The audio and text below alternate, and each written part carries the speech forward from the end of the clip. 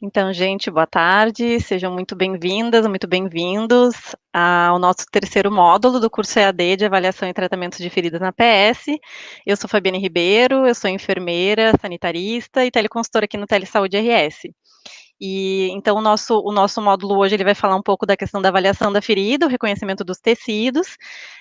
Antes da gente iniciar e da Laura poder também se apresentar, a gente tem alguns informes, né, para dar. Então, a proposta, né, da gente fazer. A gente teve o módulo passado, o módulo 2, né, que foi semana passada, a gente falou um pouco sobre pele, cicatrização, e agora, então, a gente vai falar um pouco sobre o reconhecimento dos tecidos, e a ideia de a gente fazer esses módulos nesse formato de live é justamente para a gente ter essa interação com vocês, né. Semana passada já foi bem legal, bem interessante, o pessoal pôde interagir, então fiquem muito à vontade para colocar as dúvidas de vocês em relação ao que está sendo conduzido ali na apresentação, que eu vou fazendo essa seleção, e se a gente não for, eu não for parando a Laura no meio ali, dependendo se é uma situação que a gente acha que vai já contribuir na discussão, a gente para a apresentação, faz a discussão, senão eu vou compilar, e aí no final a gente faz a discussão das questões que ficaram. Mas fiquem bem à vontade para colocar no chat, então, as dúvidas que vocês tiverem, seja em relação a esse módulo, ou se ficou alguma dúvida do módulo passado, enfim, fiquem à vontade e interajam com a gente, que é o que a gente quer, que é o que a gente gosta. Além Uhum. disso, eu vou disponibilizar também no chat, né, o link do nosso site, o site do Telesaúde, que também tem materiais, assim, que estão, a gente tem bastante materiais, a gente atualiza sempre a questão agora de coronavírus, mas a gente tem outros materiais que são bem úteis para a prática dos enfermeiros, das enfermeiras na APS, né, então vou disponibilizar também ali no chat o nosso link, e o link também do curso, né, quem ainda não está inscrito, porque como essa live ela está sendo aberta, então talvez tenha algumas pessoas que estão aí chegando de paraquedas, então se querem ainda se inscrever ainda dá tempo, então eu vou disponibilizar também o link para acesso ao Moodle, onde vocês podem fazer as inscrições quem ainda não está inscrito. Essa live de hoje ela vai ficar gravada, certo? E ela será disponibilizada a partir de amanhã no canal oficial do Telesaúde no YouTube, tá bem? Então, é isso, Laura. Fique à vontade agora. Beleza, obrigada, Fabi. Boa tarde, pessoal. Então, como a Fabi disse, eu sou a Laura, sou enfermeira, estomaterapeuta, teleconsultora também no Telesaúde. Para quem estava com a gente semana passada, né, como a Fabi falou, já sabe um pouquinho como que funciona. Para quem assistiu a aula gravada, a gente também agradece se colocar aí um recadinho, se foi bom dessa forma, se a gravação ficou legal para acompanhar, né? Se tiver alguma sugestão, para a gente também é muito bom para ir melhorando, né, nas próximas e até fazer algum tipo de adaptação.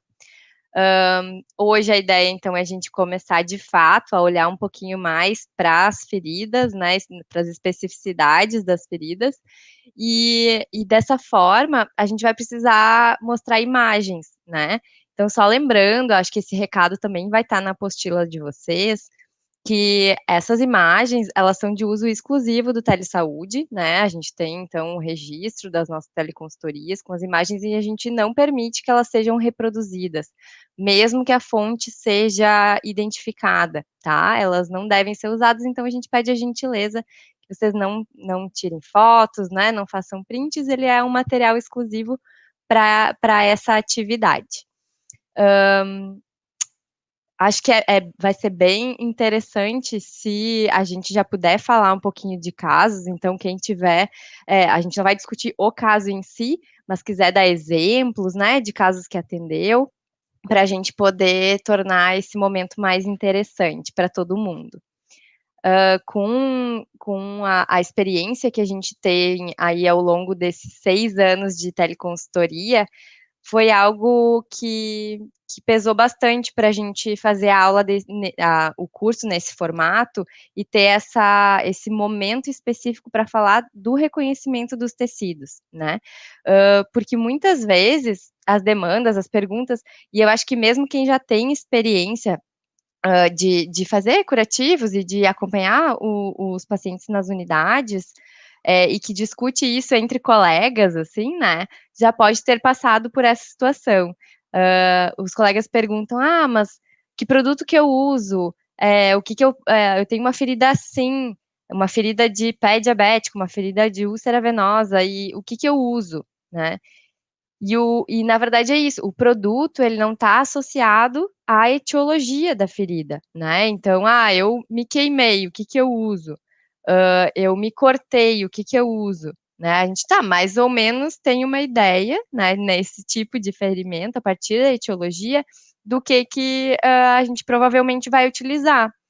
Mas não tem como a gente fazer uma afirmação, dar uma conduta a partir da etiologia da ferida, né?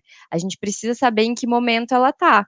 E aí aqui vem, a gente agrega a tudo que a gente viu, né, das camadas da pele e do processo de cicatrização que a gente viu na última aula, para o que a gente está vendo, né? Então, o exame físico é muito importante, né? A gente vai precisar abrir aquele curativo, olhar e, a partir disso, planejar, inclusive a partir da limpeza, né? Que a gente vai falar mais para o final da aula de hoje. Então, Fábio, se tu puder colocar a apresentação para a gente na tela, para a gente começar, é um pouquinho do que a gente já falou, né? Que esse módulo, então, ele tem como objetivo trabalhar nesse reconhecimento dos tecidos presentes, para que a partir dessa avaliação, então, seja possível avançar na escolha de uma conduta adequada. Feridas agudas e crônicas, elas possuem características diferentes, né? Porém, a avaliação, em ambos os casos, ela deve levar em consideração essa primeira etapa.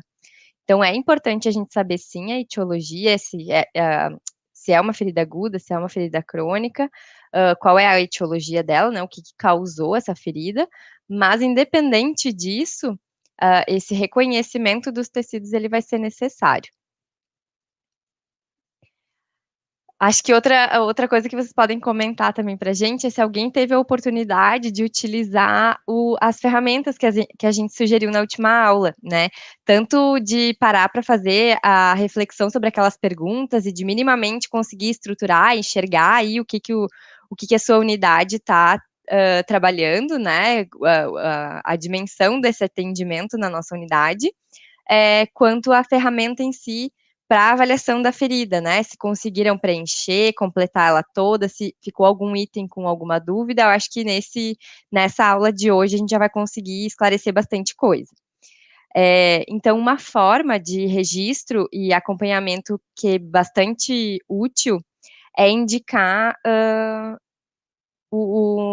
quando a gente vê a ferida, né, é indicar isso que a gente está vendo na tela agora, o que a gente tem de tecidos viáveis e o que a gente tem de tecidos inviáveis. O que são tecidos viáveis, né? São aqueles tecidos que estão mais propícios à cicatrização. E aí a gente denomina eles como tecido de granulação. Então, quando eu digo, o que tem nessa ferida? Essa ferida tem tecido de granulação.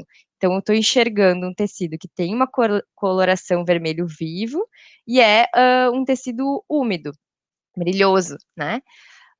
E também posso estar enxergando o tecido epitelial, que daí vai ser aquele tecido mais rosado, rosa perolado, que é aquela camada mais externa da pele quando a gente já está numa fase final, né, de cicatrização, de maturação daquela pele. Que a gente sabe lá, como a gente viu na aula passada, que pode levar, né, a partir de 21 dias da ferida aguda, no caso, até 2 anos para ela retomar a força inicial. Já tecidos inviáveis, né, o próprio nome já diz, ele está inviabilizando a cicatrização, que é quando a gente tem tecido necrótico, né, e o tecido necrótico, a gente pode separar ele, dividir ele em dois momentos, né, em duas características, o tecido de necrose de liquefação, e aí também é importante reforçar aqui uma questão que eu já falei na aula passada, das referências, né, a gente vai ver que tem formas de falar diferente, né, referências que usam um pouquinho, que tem uma certa variação para descrever esses tecidos, e aí eu fiquei pensando numa coisa que acho que é bem importante, esse curso, ele está aberto para todo o Brasil, e provavelmente a gente tem pessoas de todo o Brasil. Na semana passada, as pessoas já se identificaram como sendo de outros locais. A gente aqui está no Rio Grande do Sul, e às vezes a gente tem até formas de falar em relação às regiões. Então, se alguém tiver uma forma de falar para algum dos tecidos ou para alguma das características que a gente está dizendo aqui agora, a gente pode ver se é uma questão de região, né, de regionalidade, assim, da forma de falar, ou mesmo se daqui a pouco é algum ajuste que precisa ser feito de referências, né. Aqui quando a gente fala em tecido de necrose de liquefação ou esfacelo, é aquele tecido que é geralmente, amarelo, marrom ou acinzentado, né, ele tem um aspecto, cremoso, assim, ele tem uma variabilidade bem grande. E que muitas vezes é chamado de fibrina, por muitas pessoas. E aí a gente tem que ter um certo cuidado. Necrose de liquefação ou esfacelo não é a mesma coisa que fibrina, né. A fibrina, ela é um emaranhado, de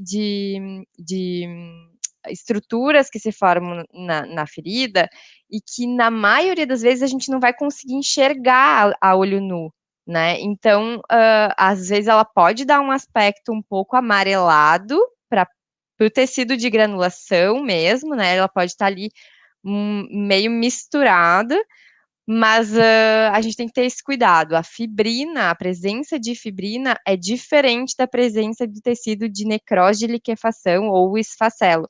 E eu até coloquei ali a expressão em inglês, em função de a gente encontrar também, às vezes, e não ter uma tradução muito literal, tá. Então as referências que depois vocês vão ter lá na apostila, utilizam essa expressão, né, que é SLO, e se a gente for, por exemplo, usar um tradutor, às vezes ele não traduz de forma literal para necrose de liquefação e esfacelo, e a gente tem a dificuldade daí de compreender algum material, de outra língua, tá. E a necrose de coagulação, Fábio, coloca isso. A necrose o tecido de necrose de coagulação, ou a escara, né, muito conhecido como escara, a gente fala há bastante tempo, já usa essa expressão, né, que é aquele tecido morto, duro, semelhante a couro, né, quando a gente olha, assim, parece, realmente uma estrutura que quase não parece parte do corpo, né, e pode também ter alguma variação, de marrom escuro ou, da cor preta, tá. E aí uma forma da gente, fazer o registro e o acompanhamento, que é bastante útil, é quando a gente indica o percentual do tecido viável e não viável, né. Então a porcentagem total da ferida é igual a 100%, então, e a gente pode ter por exemplo, o leito da ferida coberto com 30% de granulação e 40% de necrose de liquefação, né, ou ainda, mais 30% de escara. Porque é isso, a gente vai ter feridas que vão ter todos os tipos de tecido presente ali. E aí quando a gente vai descrever isso, a gente não vai dizer: "Ah, tem um pouquinho de granulação, mais um pouquinho de necrose e um cantinho de necrose de coagulação". Então o percentual ajuda nisso. E claro, não vai ser não precisa fazer um cálculo, né, das medidas e tudo mais, mas a gente pode olhando, tentar dividir isso nesse percentual para que quem for ler, ou você mesmo quando for ver de novo esse paciente conseguir, ter esse parâmetro, né, para dizer: "Ah, aumentou, diminuiu o tecido de granulação", né, ou a necrose.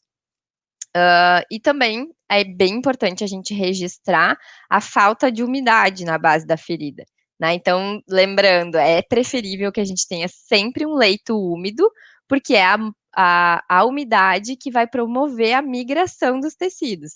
Então, às vezes a gente tem sim tecido de granulação, por exemplo, mas um tecido seco, e vai ter que ajustar ali a umidade para que a ferida possa, já que ela está com tecido de granulação, que a gente não tem mais nada impedindo que ela possa começar a se retrair a partir dessa umidade do leito.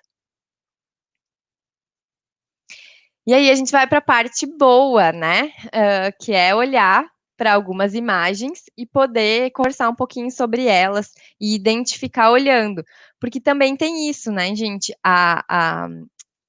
o conhecimento relacionado ao cuidado com feridas, ele pode sim ser adquirido de forma teórica, a gente aprende bastante coisa de forma teórica, mas tu conseguir reconhecer e tu conseguir aplicar, vai ser a cada contato, a cada paciente, a cada avaliação. Então, esse reconhecimento baseado nas imagens, e que a gente propôs também isso nos exercícios depois lá no Moodle, a intenção que a gente tem é justamente essa, é a gente começar a criar uma memória, né, visual, e fazer essa relação com os tecidos. Tudo que eu estou falando aqui de teórico está na apostila, tá? Eu fiz questão de não colocar na tela, justamente para a gente se ater à imagem, para a gente poder, para vocês ficarem bem à vontade de ir comentando no chat, e fiquem bem tranquilos que a parte teórica está na apostila, tá? Então, a definição desse tecido que a gente está vendo aqui na tela está na apostila. Inclusive, ela já está liberada lá no Moodle, se vocês quiserem pegar e ir acompanhando, também é uma possibilidade. Aqui na tela, então, a gente vai começar falando dos tecidos viáveis. A gente tem um tecido, aqui a gente pode reconhecer como um tecido de granulação. Então, o tecido de granulação, ele vai ser o resultado da produção combinada de colágeno e crescimento dos capilares, que ocorre a partir do acúmulo de macrófagos, e que são eles que estimulam o crescimento interno dos fibroblastos e a angiogênese.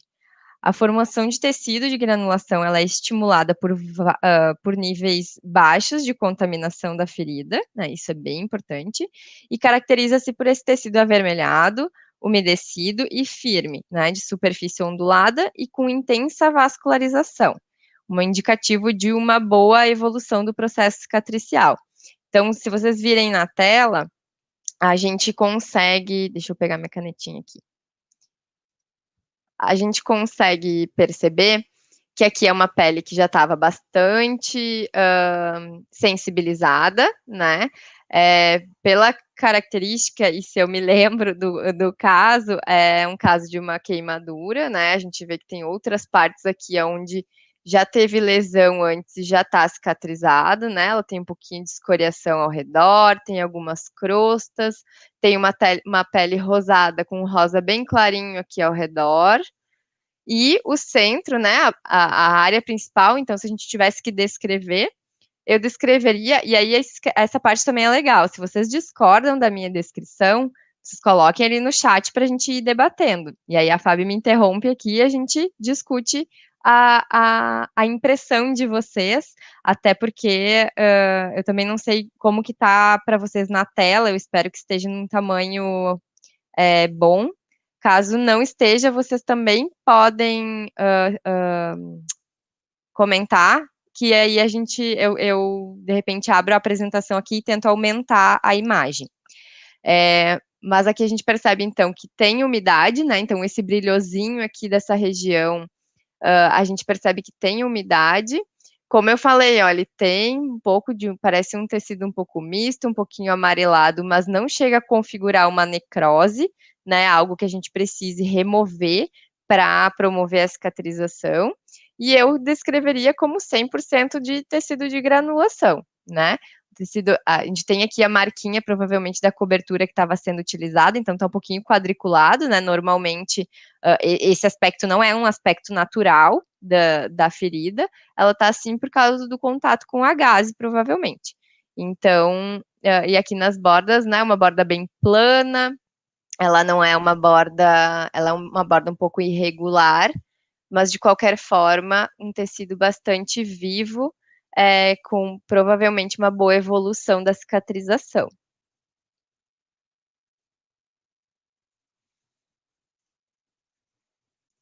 Aqui tem mais uma imagem também, ainda falando de tecido de granulação, né? É bem importante, pessoal, a gente pensar nas variações da cor da pele das pessoas que a gente atende, né? Porque às vezes o reconhecimento das características da ferida pode variar um pouco, né? Da pele negra ou da pele branca, até para a gente reconhecer alguns sinais que são importantes.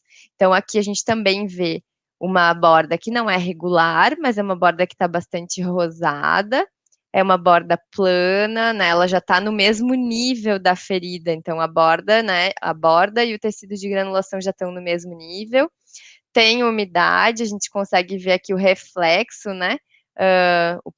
às vezes o próprio flash da foto acaba fazendo esses pontos de luz, o que é bem importante na hora da gente registrar, tomar esse cuidado até para não distorcer a imagem, né? Hoje em dia as fotos são uma forma muito boa da gente acompanhar a evolução das feridas. Inclusive, eu não sei se todo mundo viu, que no primeiro módulo a gente colocou também um exemplo, né, de termo para a gente ter na unidade, para poder deixar registrado direitinho com os nossos, com os usuários, a possibilidade de a gente estar usando as fotos. Tanto para o acompanhamento da ferida, quanto daqui a pouco para fazer algum estudo, algum relato de experiência em algum congresso, né, de um caso exitoso que a gente acompanhou. É bem importante a gente lembrar de fazer esses registros e, claro, com autorização do paciente, poder depois mostrar, né, o trabalho que a gente faz na unidade. Então, aqui também tem um tecido um vermelho vivo, né, úmido, provavelmente também evoluindo bem, sem necessidade nenhuma de alguma intervenção para remoção de algum tecido inviável nessa ferida. Tem um aspecto um pouquinho diferente da foto anterior, mas segue mais ou menos a mesma linha do tecido de granulação.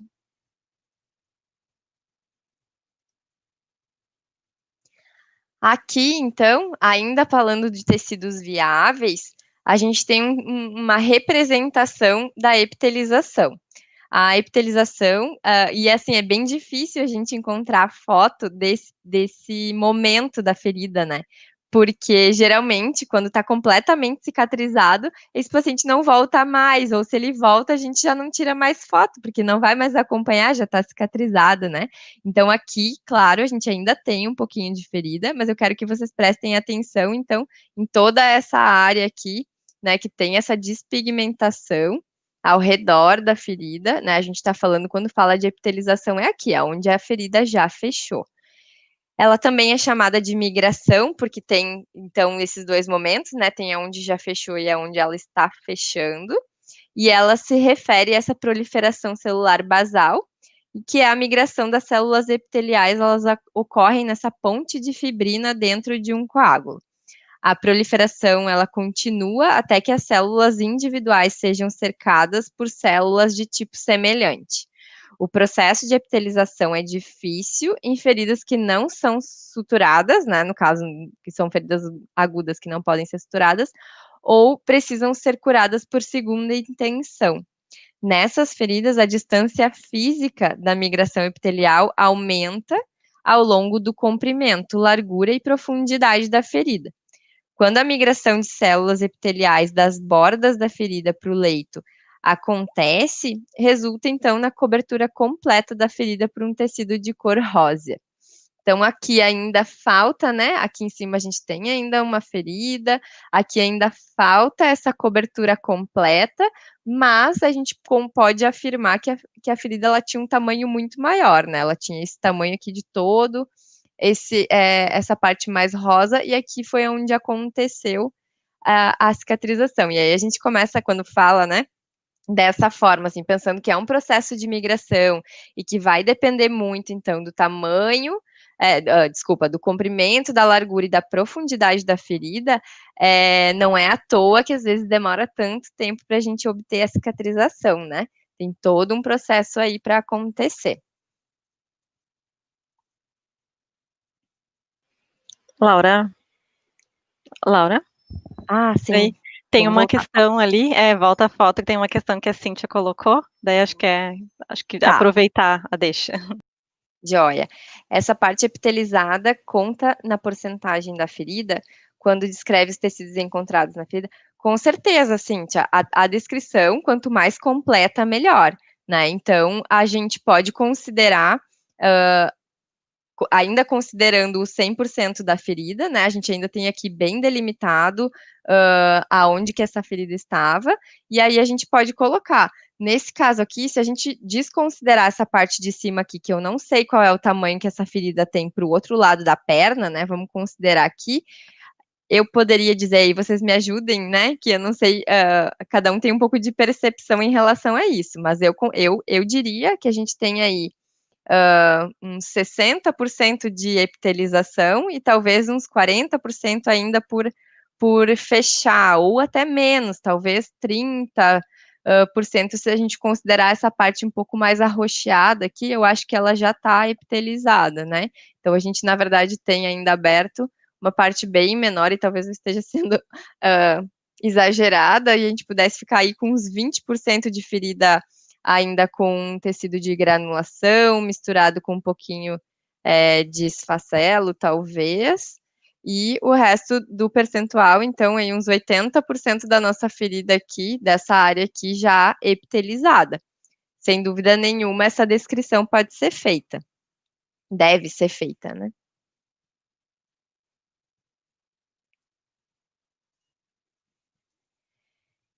Então, os tecidos... A Cíntia colocou ali que diria em torno de uns 70% epitelizada. É a consideração perfeito, ó, dela. quase. Ficamos próximo da nossa percepção, então, dos tecidos dessa ferida. Ótimo. Passando, então, para os tecidos inviáveis, que daí começam as nossas dores de cabeça no acompanhamento, né? Que é quando a gente começa quando a gente precisa, então, adaptar as condutas para retomar a cicatrização, né? A necrose de liquefação ou esfacelo, então, é um tecido que se forma a partir dos restos de produtos originados da atuação dos macrófagos no processo de limpeza natural da lesão.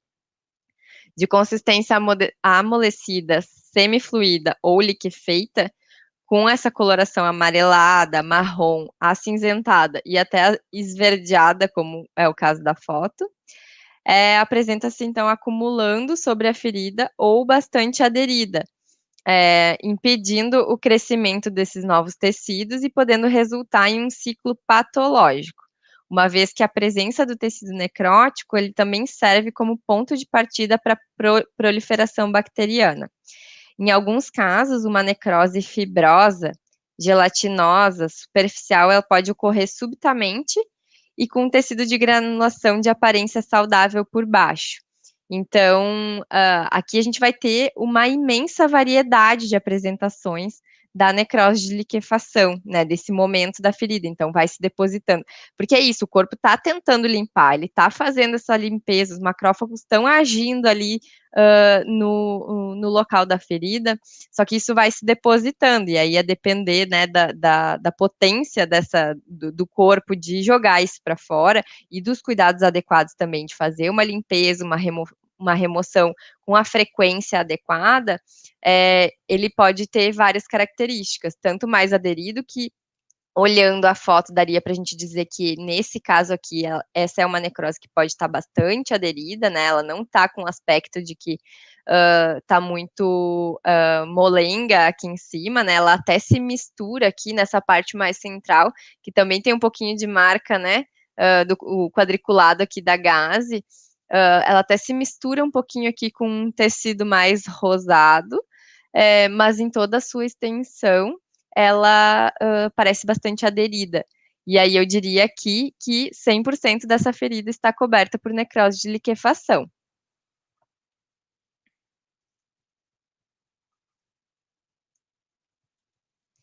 Já aqui a gente consegue ver um aspecto também da necrose de liquefação, mas completamente diferente da foto anterior, seja pela cor, né, que lá estava mais esverdeado, parecia que estava escurecendo, aqui ele está bem amarelo, em algumas partes ele parece bastante, de um aspecto bastante liquefeito, assim, né, aqui no meio, e aí aquela sensação de que se a gente passar uma gaze ali, né, a gente consegue remover, aquilo vai vir junto na gaze, e também outras áreas mais aderidas, né, aqui nas bordas, aqui a gente tem uma lesão de amputação, a gente sabe o quanto é complicado esse tipo de lesão, né, às vezes a região onde é feita, o retalho da pele, né, esse repuxado da pele aqui não é suficiente, são lesões que muitas vezes são provenientes são consequências de complicações do diabetes, por exemplo, então a pessoa já tem um problema, né, uma comorbidade de base, que interfere diretamente na cicatrização, e às vezes por uma questão aguda, né, por uma isquemia, acaba sendo necessário a amputação, porém ela não está com o diabetes controlado, né? E aí, quando vai para a fase da cicatrização, acaba sendo bastante desafiador não ter esse tipo de deiscência, né? A gente percebe que tinha aqui pontos, né? Às vezes são provavelmente tinha uma sutura, então, logo após o procedimento de amputação. Faz deiscência, acaba tentando ancorar para ver se não perde todo o procedimento, mas a depender da condição, né, do paciente, não tem jeito, acaba complicando mesmo, e a gente tem esse tipo de problema aqui para resolver, né? Depois a gente vai falar um pouquinho das bordas, e a gente pode voltar aqui, essa borda está bem interessante, mas esse aspecto, então, da necrose de liquefação está diferente da foto anterior. E aí a Mara está ajudando aqui a gente dizendo que a presença de maceração indica excesso de umidade. Perfeito. Aqui, toda essa parte esbranquiçada da borda da ferida, né, a gente chama de maceração, e é esse excesso de umidade que sim, a própria necrose de liquefação, porque quando ela não está completamente aderida como na foto anterior, a gente pode ter uma produção exacerbada de exudato, né? Então, ela tem ali a necrose que está mais aderida, mas ela também fica produzindo em excesso e isso vai extravasando, né, para as bordas, e a depender de como a gente faz o curativo, fica em contato com a pele ao redor e vai macerando. Então, mesmo se a gente tivesse, digamos, tecido viável aqui dentro, né, com essa borda desse jeito macerada, a gente não vai conseguir a migração que a gente precisa lá das células epiteliais, das células basais, para retrair, para fechar essa ferida. Então, aqui também daria para dizer, infelizmente, que temos 100% de necrose de liquefação nessa ferida. Deixa eu só voltar, que eu não sei se tem mais uma foto. Não. Aí, a necrose de coagulação, a famosa escara, ela vai se apresentar como uma crosta enegrecida, opaca, seca, geralmente com alta adesão ao subcutâneo. Na maioria das vezes, ela apresenta uma necrose de liquefação por baixo dessa crosta.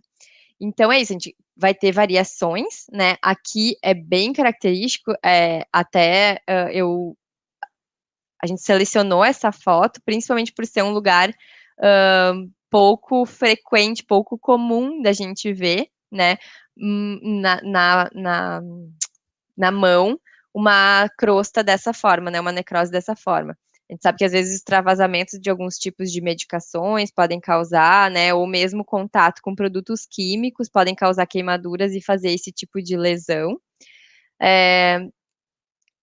E aí ela faz essa crosta bem seca, e aqui ao redor a gente pode ver uma bordinha, né, de necrose de liquefação. A depender, na remoção, né, dessa crosta, a gente pode ter tecido de granulação por baixo, mas ainda pode ter uma camada de necrose de liquefação, uma necrose mais amolecida, às vezes até tocando o centro ou alguma parte dessa crosta, a gente percebe flutuação, que é esse acúmulo de secreção, e que isso também pode gerar algumas complicações depois. Aqui também, apesar de ter uma borda, né, bem sutil aqui, com um pouquinho de necrose de liquefação, a gente pode dizer que 100% de tecido inviável nessa ferida, né? Aqui, então, uma região muito mais comum da gente ver esse tipo de lesão, né? Membros inferiores, aqui tem um pé, provavelmente, de um paciente acamado, né? Pode ser proveniente de uma lesão por pressão, ou às vezes até de alguma isquemia em função de uma insuficiência, né, arterial. Não vou saber dizer a história agora, mas daí a gente já consegue ver um pouquinho de variação desses tecidos, né? A gente tem aqui, sim, a necrose de coagulação, preta, né? Com aspecto duro, seco, né? De crosta. Aqui mais para a parte central, então já tem uma variação, ela parece estar mais amolecida, e aqui a gente percebe que sim, né, se confirma, e já tem uma bordinha de granulação aqui. Então, a gente tem a presença de mais de um tecido e também é útil a gente pensar em alguma questão de percentual, e aqui a gente poderia dizer que 80% da ferida está coberta, né, por esse tecido inviável, e a gente tem ali uma bordinha querendo se sobrepor, querendo aparecer ali para melhorar, de 10%, talvez nem isso, né? A gente percebe aqui na parte de cima que é um pé que está bem comprometido, tem mais lesões para cima em outros espaços. Aqui, não sei se vocês conseguem ver, mas tem também o curativo que foi removido, com bastante, aqui tem um restinho de pomada também, provavelmente da cobertura que estava sendo utilizada, e aqui bastante secreção.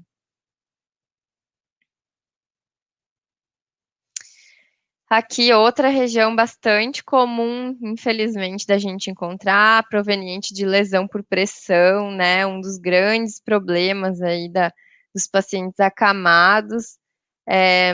A gente sabe que não precisa de muito tempo, né, para chegar num nível assim. Tem toda a questão do uso das fraldas também, da incontinência, né, que são lesões bastante complexas da gente cuidar. E aqui ele já também mostra um outro aspecto da necrose de liquefação, né? Desculpa, da necrose de coagulação, a necrose escura, preta, enegrecida, e algumas regiões amarronzada. Ela tá bastante misto. A gente precisaria talvez tocar, né, para ver qual é a a textura desse tecido para entender um pouquinho melhor. Mas, sem dúvida, a gente pode afirmar que isso aqui é um tecido inviável, né? Uma lesão que está coberta por tecido inviável, e aí a gente consegue ver outros problemas, né? Aqui para cima, uma região de eritema bem importante, né? Identificando, nos dizendo que tem lesão, né? Tem dano tissular para cá também, que tem um coágulo pequenininho, então, sinal que essa paciente segue ficando com pressão nesses locais. Mas, nos atendo ao reconhecimento dos tecidos, é isso. A gente até tem aqui uma parte que provavelmente já foi epitelizada, né? Uma bordinha aqui bem rosada, bem saudável, porém, é uma lesão que também tem uma certa profundidade, bem importante.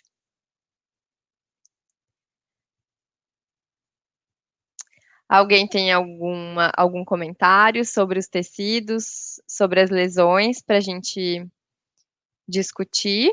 Não, vamos adiante.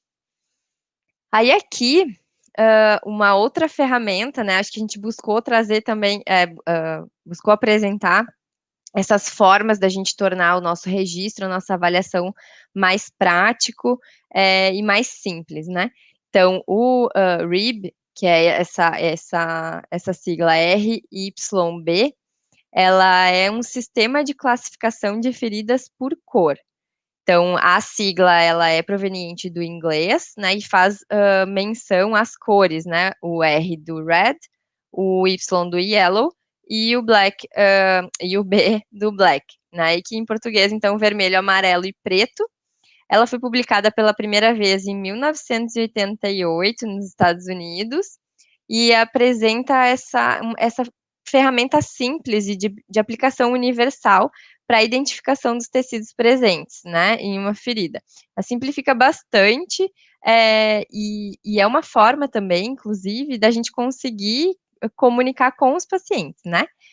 Mostrar para eles, olha, o que a gente precisa alcançar é o tecido vermelho, né? A gente não quer o tecido amarelo e a gente menos ainda quer o tecido preto. Então, a força do sistema RIB é que ele identifica, então, a fase em que uma ferida está, né? Nesse contínuo processo de cicatrização. As feridas vermelhas, então, podem estar na fase inflamatória, né? Uma fase de reação, na proliferação, então, na regeneração, ou ainda na maturação, né, a remodelação. A gente vai ter uma paleta de vermelhos aí, né, uma diferença entre essas fases, mas todas dentro dessa cor. Já as feridas amarelas, elas são infectadas ou têm um tecido fibroso, né? E não tão prontas para cicatrizar. E já as feridas pretas, elas vão conter esse tecido necrótico e também não estão prontas para serem curadas.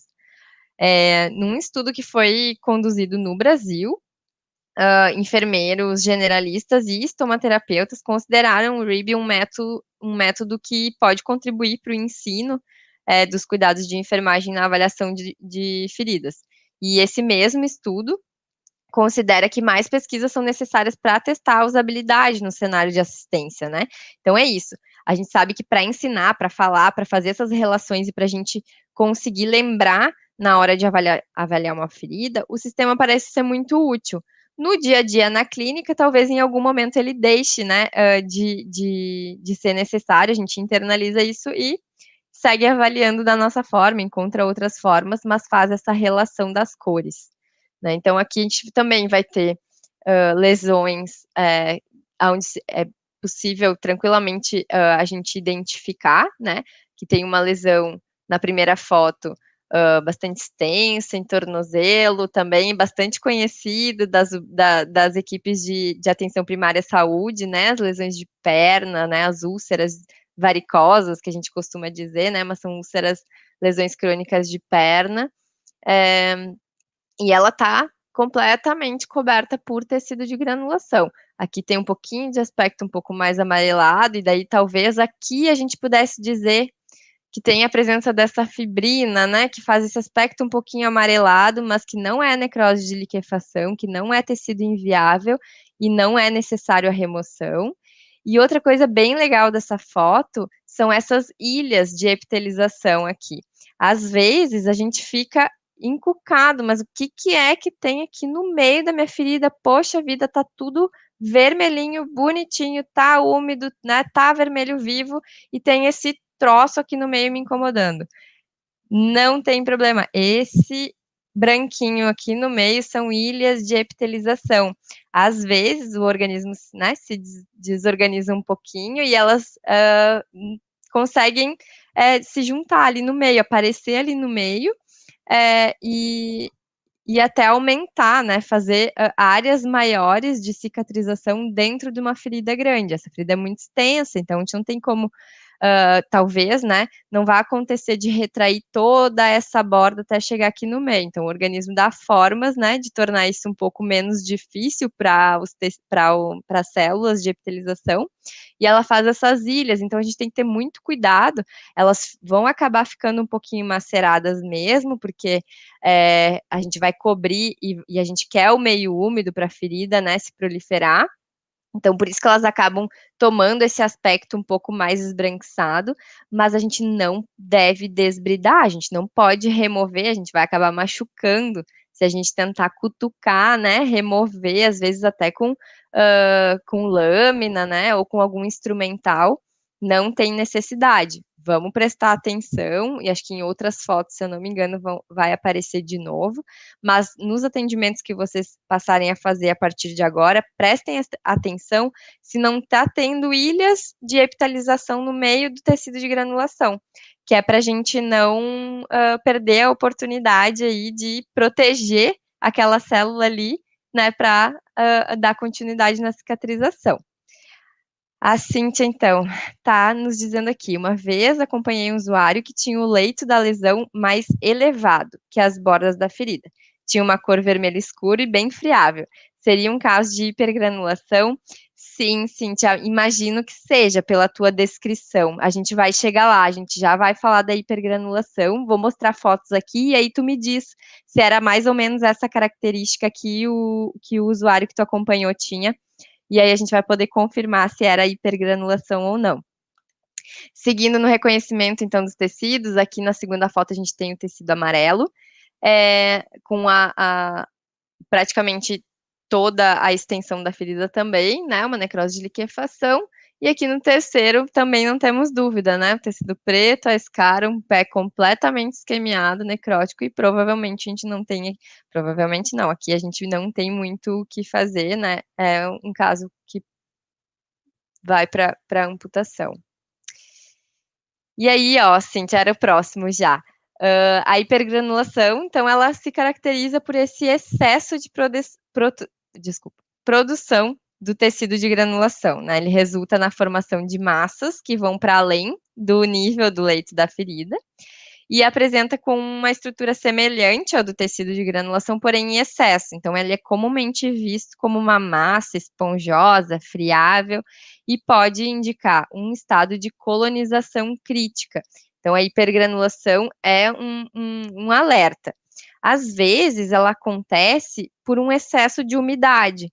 Então, é uma ferida que está granulada, mas ela ainda é bastante secretiva, ou a gente está usando algum tipo de produto que mantém muito úmido. Então, a gente está com excesso de umidade, ela começa a se desorganizar, né?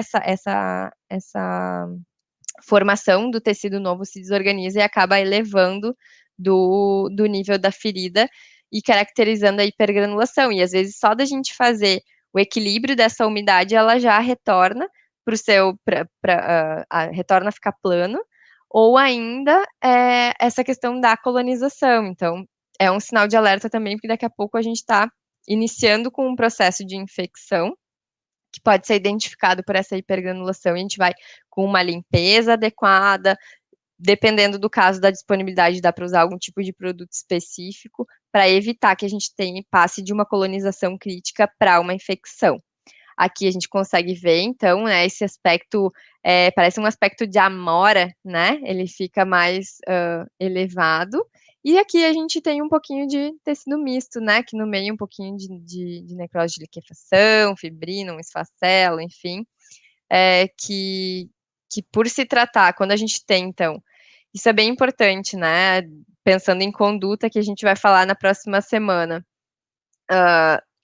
Quando eu preciso escolher, né, o tratamento da minha ferida, eu preciso me basear pela presença do tecido que eu tenho em maior quantidade, né? Então, no caso aqui, como a gente tem praticamente 100% da granulação, que está hipergranulada no momento, mas eu tenho muito pouco de um tecido amarelo ali que precisa ser removido, eu posso me preocupar apenas com esse equilíbrio da umidade e observar, não tem necessidade de eu investir num desbridante, por exemplo.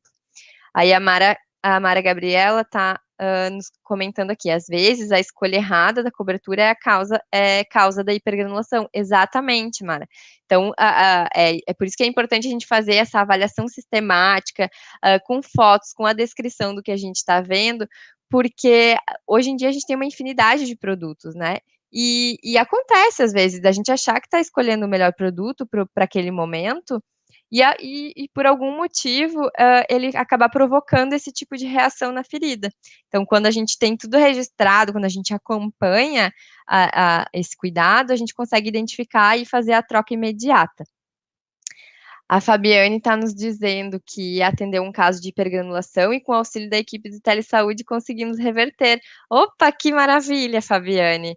É isso aí, às vezes a gente é algo novo que nunca aconteceu. Não é muito comum a gente ver, não é com muita frequência que a gente vê a hipergranulação acontecer, né? E às vezes até por uma restrição de acesso a produtos, por exemplo, a gente fica na dúvida, poxa, o que eu faço agora, né? Então, a gente vai com toda a história, com toda a avaliação, a Fabiane deve ter compartilhado com a gente, então a gente conseguiu identificar e reverter, maravilha. Aqui também, né, gente, tem uma lesão que está bastante elevada, né? Ela não está num ângulo muito bom para a gente conseguir avaliar, mas a ideia era a gente mostrar exatamente esse desnivelamento aqui, ela não é mais plana, né? Para pensar nessa reversão da hipergranulação, e aqui a gente consegue perceber também que não tem umidade suficiente nessa ferida, né? Aqui, então, outras características, outras estruturas que a gente encontra nas feridas que a gente atende, né? Nos usuários que a gente atende. A exposição de estruturas anatômicas, então, fáscia, muscular, tendão e ossos. Aqui a gente consegue ver a exposição óssea, né, nessa primeira lesão. Então, a gente tem aí pouco tecido de granulação que talvez até nem seja, pode ser uma estrutura de músculo mesmo, né? A gente tem necrose de liquefação e até quase uma necrose de coagulação se formando aqui nas bordas, e o tecido bem exposto nessa lesão, nessa foto aqui.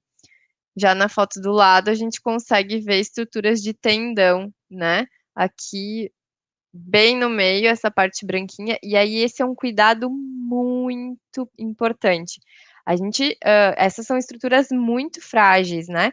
Quando a gente chega na fáscia do músculo, que é um tecido que a gente quase não percebe, ele é um tecido liso, um tecido brilhoso, bem fininho, que recobre o músculo.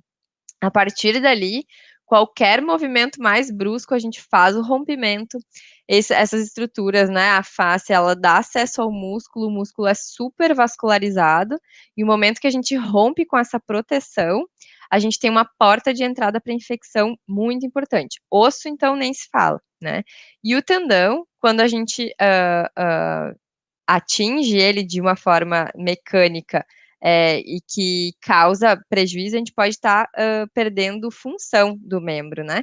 Então, não, claro, não é assustar a ponto da gente não conseguir, né, cuidar, mas é o cuidado de ter uma mão leve, né, uma sensibilidade para poder cuidar desses casos especificamente. Então, por exemplo, aqui a gente vê uma crosta bem importante que a gente não tem como identificar o que tem por baixo, né? A menos que a gente estivesse acompanhando esse paciente já há bastante tempo, a gente está vendo um recorte, né, da avaliação dele, mas, e aí vocês podem comentar aí, se teriam a intenção de fazer algum tipo de desbridamento mecânico, instrumental aqui, né? Eu acho bastante arriscado, porque a gente não consegue ver, parece que a gente pode estar bem próximo aqui de estruturas também, e mesmo na parte aqui superficial, às vezes esse tipo de necrose a gente também consegue ir removendo aos poucos com lâmina, né, com pinça, mas a gente vendo estruturas como tendão é preferível a gente não usar instrumental para não acabar comprometendo essas estruturas. Então é isso, quando a gente se depara, né, pontualmente com uma situação dessas, é bem importante a gente conhecer bem essa história, ir acompanhando e fazendo o manejo de uma forma conservadora para ver como é que vai evoluir.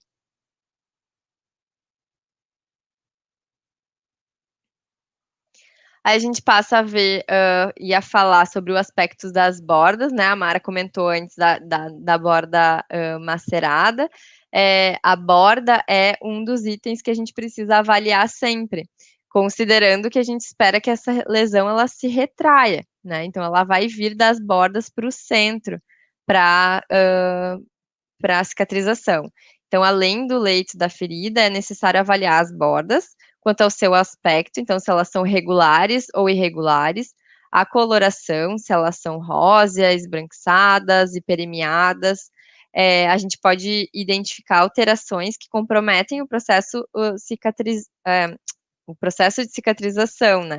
Então, como uma borda a borda epitelizada, que é o caso das fotos que a gente está vendo, é uma borda de aspecto saudável, uma borda rosada, e ela nos indica que a gente está no caminho certo aí da cicatrização, né? Aqui a gente consegue ver bem, apesar de ter esse misto aqui, ele também, nesse caso, a gente vê que é uma lesão bastante superficial, que é uma questão de detalhe, né, para ela terminar de fechar. Tem uma borda bastante rosada, já fechou, tá com um pouquinho de excesso de umidade, né? Mas ela parece uma borda favorável à cicatrização. E da mesma forma, a foto aqui do lado, toda essa região aqui, né, de tecido misto rosado, a gente vê que está bastante vascularizado, né? Ela tem um pouquinho umas raias de sangue, então bem sensível. Em toda a borda bastante rosada, bastante indicando uma viabilidade. A maceração, então, como a Mara comentou antes, aqui tem mais 2 exemplos. Ela é o resultado da umidade excessiva, então esse contato com o exudato que a ferida produz, e nessas superfícies epiteliais, então confere ao tecido esse aspecto esbranquiçado e entumecido. aqui de uma forma um pouco mais sutil, né? Provavelmente com uma conduta simples, a gente resolve essa maceração aqui. A gente tem um tecido que está uma granulação com um aspecto não tão bom, né? A gente precisaria saber qual é a evolução dessa ferida, mas a borda dá esse aspecto, então, esbranquiçado de maceração. E aqui, então, já bem mais complicado, né? A gente tem toda uma borda, e aí, se vocês pararem para pensar junto comigo, né? A gente está falando de uma lesão no pé, né? Um paciente ficando de pé, aqui a foto está deitada, mas ele ficando de pé é exatamente, né? A gente pode ver que aqui em cima não tem tanto, mas aqui é exatamente onde escorre o exudato que é produzido pela ferida aqui. Então, ele produz e começa a acumular na base da ferida e a fazer essa umidade em excesso. A gente tem aqui um pé, provavelmente com algum comprometimento linfático também, a gente vê um acúmulo, né? Bem característico de pacientes que têm essa dificuldade no retorno venoso e, consequentemente, no retorno linfático também, e propício para esse tipo de tecido. E aqui a gente vê um tecido bem misto, já indo para uma necrose de liquefação mais escurecida, com uma lesão que precisa de bastante cuidado. Ainda no aspecto das bordas, a gente tem a hiperqueratose, né? Ela é o espessamento excessivo da pele causado pelo atrito frequente, geralmente em torno das lesões neuropáticas, né? Lesões causadas por falta de sensibilidade, né? Pacientes diabéticos, bastante frequente, bastante comum.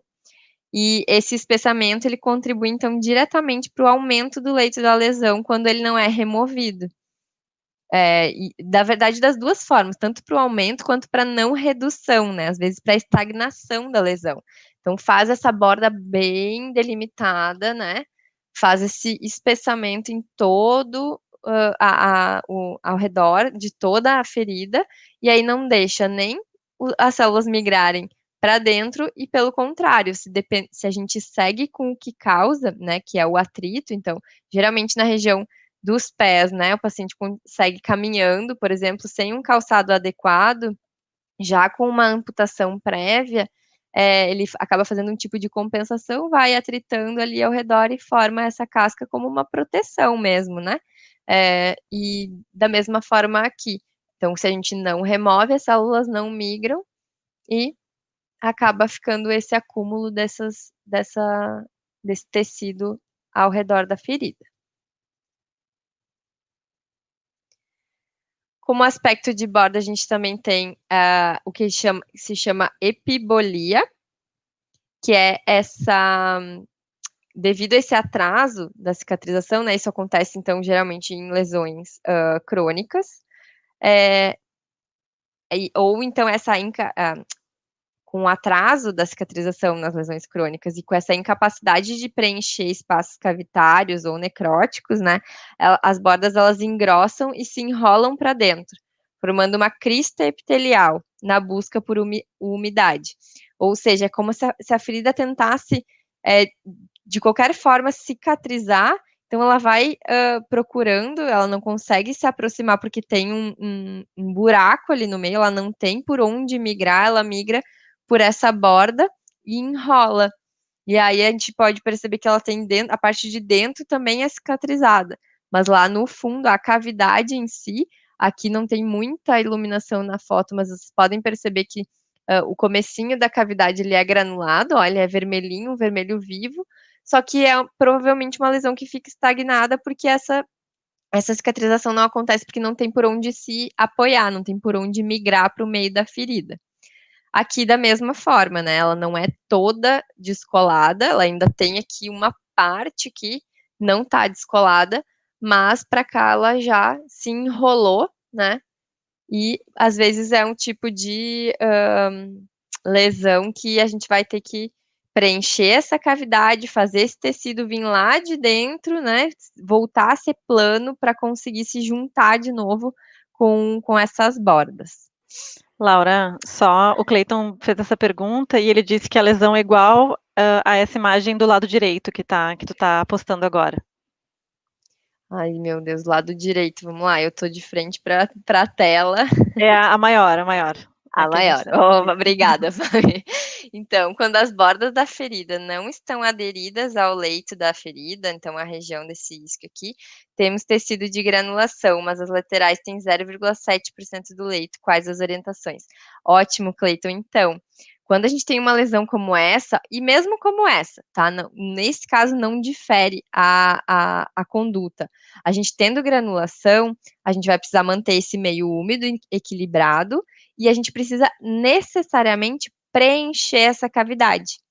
Então, e o que, que é o preencher? Aí vai depender do que tu dispõe, né, de produtos. Mas pensando no mais simples, tá? Digamos, Laura, na minha unidade eu só tenho gaze e soro. Ou hoje, né? Hoje eu só tenho gás e soro aqui em casa, como é que eu faço?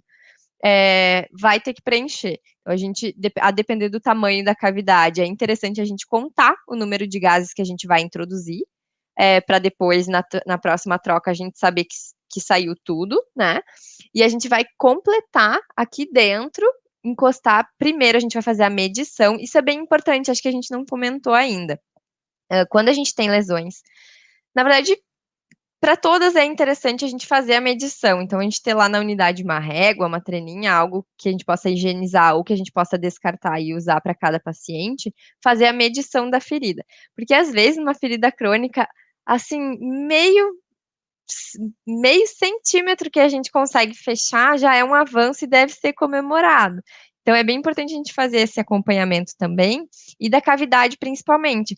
Mas eu não consigo colocar uma régua lá dentro. Não, mas aí a gente vai usar os instrumentos que a gente está utilizando ali no curativo. Tem uma pinça, tem uma, uma pinça, acho que é o mais adequado. A gente introduz, vai ter que ir vai ter que encontrar o fundo da lesão e depois tira e vê, né, mede daí o instrumento que a gente introduziu e vem, bom, eu tenho aqui 5 centímetros de profundidade.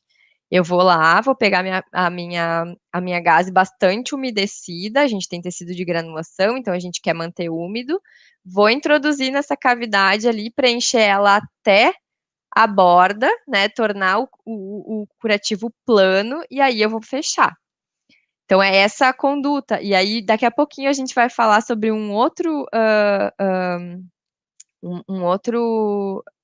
questão que a gente tem que pensar, que é de não perturbar essa cicatrização. Mas a gente já chega lá. Cleiton, se não ficou respondido, fala, Fábio. Não, só porque ele comentou que era realmente a lesão maior que ele estava falando, e ele colocou ali algumas medidas da lesão, e aí, enfim, Cleito, se tu tiver um caso específico para fazer uma discussão, tu pode fazer contato através do 0800, que a gente te auxilia, né, além dessas orientações que a Laura já deu, que são mais gerais, a gente pode também pensar junto contigo em outras possibilidades, né, para a gente estar trabalhando com a lesão que tu precisa. A gente tem uma outra intervenção aqui da Cíntia, Laura. Ela Uhum. traz a questão dos andarilhos, né, pessoas que vivem em situação de rua, falando sobre a hiperqueratose, né, que muitos sentem muita dor no local e se isso tem que ser removido. Ela depois fez um adendo dizendo que ela está falando mais especificamente desse tipo de lesão nos pés, né, que é muito comum. Sim. Uhum. É bem importante, Fábio. O que acontece, Cintia? Assim, a gente sempre vai precisar remover. Mas, nesses casos, é uma população bastante específica, né? Tu colocaste, é andarilho, é uma pessoa que anda bastante. Às vezes, a gente fazer a remoção completa desse tecido de uma vez só, assim, vou tirar tudo aqui, a gente acaba deixando bastante sensível. E aí, esse usuário, ele não vai deixar de andar, né? Ele precisa, é assim que ele vive, né? E aí a gente vai acabar abrindo mais essa lesão. Então, a gente vai ter que ter muito cuidado. E nem precisa ter essa característica de andarilho, assim, né? Ou do morador de rua. Às vezes, outros usuários, né? Às vezes, usuários que são trabalhadores ainda, ou mesmo uma dona de casa, né? Que por mais que tu diga não pode, tem que deixar o pé um pouco para cima, vamos ter o cuidado, ela tem suas atividades para fazer e ela vai continuar caminhando dentro de casa, fazendo as coisas e atritando aquele pé. Então a gente precisa muito conhecer, e aí que a gente começa a fazer essa junção, né? Das coisas que a gente aprende, né, da teoria com a prática. porque é isso, as pessoas têm uma vida, elas têm uma rotina, né? Elas têm formas de se cuidar e de cuidar dessa ferida. Então, se é uma pessoa que eu sei que vai caminhar muito, eu não posso fazer uma remoção completa do tecido de hiperceratose, porque ela vai acabar se machucando, né? Então, a gente tem que pensar, bom, existe uma possibilidade de a gente adaptar calçado, existe uma possibilidade, né? Qual é o plano que a gente vai fazer para essa pessoa e pode ir removendo esse tecido aos poucos, né? Conforme a gente vai se vinculando, conforme a gente vai sensibilizando esse usuário também a se deixar, né? E às vezes a gente consegue avanços mesmo com um pouco. Ou daqui a pouco assim, vou tirar aqui numa parte, né? Talvez uma parte que esteja com menos. Vou tentar tirar completo e outra parte que tem mais, eu tiro só um pouquinho. Peço para voltar com mais frequência, para a gente acompanhar mais de perto, então isso precisa ser adaptado para cada situação. A história do paciente e a rotina dos usuários é muito importante para o cuidado, para o plano que a gente vai fazer para esse usuário. Só complementando, Laura, a Mara também trouxe aqui, né, que é fundamental o preenchimento correto, né, das lesões, como tu também trouxe, contar, registrar, né, ela disse que também em alguns casos ela registra o volume da lesão, e a Juliana, ela trouxe uma questão dizendo que eles utilizam cotonete para medir a profundidade das feridas cavitárias, né, trazendo então a sugestão aí para... Ótima ideia, Juliana, realmente, nunca, não tinha pensado nessa possibilidade. Cotonete é ótimo, descartável, né? A gente vai poder utilizar ali. Às vezes, dependendo da profundidade, tem que ser um super cotonete, né? Mas na maioria das vezes, sim, pode ajudar. Ótima ideia. Isso que é legal também, gente, vocês colocarem, né, as experiências de vocês, porque pode ajudar. Eu não tinha pensado nisso, cotonete, uma boa. Vamos seguindo, então, aqui. Daí a gente já passa para para uma outra característica que é a área perilesão. Então, a gente, né, viu o centro, né, as lesões, desculpa, o tecido, o vermelho, o amarelo e o preto. A gente viu as bordas, e agora a gente vai falar dessa área perilesão, né, ao redor da ferida, que é essa área que circunda, e ela deve ser avaliada quanto à característica de eritema ou de escamação, então que podem indicar a necessidade de melhora na hidratação da pele ou ainda até condutas dermatológicas, né? Então, isso também vai ser algo a ser acompanhado, porque acaba interferindo, às vezes, dependendo, acaba aumentando a área da ferida, né? Se a gente usa, e aí todo mundo deve ter alguma experiência, né? De usuário que faz reação de contato, às vezes com a faixa que a gente usa para fechar o curativo, né? Ou mesmo com o contato com algum tipo de cobertura. Então, aqui a gente pode ver que é uma pele bastante sensível, bastante sensibilizada. A gente pode considerar que tem um eritema aqui e que pode ser, que vai depender da investigação mesmo, do que aconteceu para a gente identificar a causa. E aqui tem uma descamação bem importante também, né, que pode ser em função da própria característica da lesão, mas pode ter feito uma supersensibilização e vai sempre depender dessa história para a gente decidir qual é a melhor conduta. Sempre vai ser uma opção, né, parar com tudo que a gente está usando para tentar identificar o que causou aquilo ali, né? Tirar, remover os agentes que podem ter causado para poder dar seguimento no cuidado e retomar, né, a saúde da pele. A inflamação, também um aspecto inflamatório, né, que ele é bem-vindo quando a gente, principalmente numa ferida aguda, né, quando a gente está naquele processo natural da cicatrização, mas a depender do momento ele não é, deixa de ser bem-vindo, né? Então aqui a gente consegue ver essa alteração que faz edema, alteração da temperatura da pele, rubor e sinais de dor, né? Então o clássico, o combo da inflamação. Aqui a gente consegue ver esse aspecto.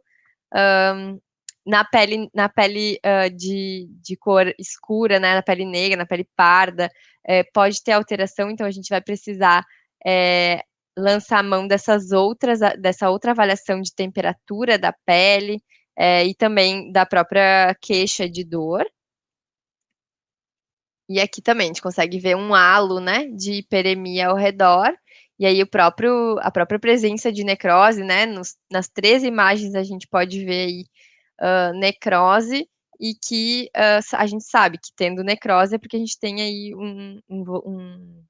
uma alta taxa de colonização dessa ferida.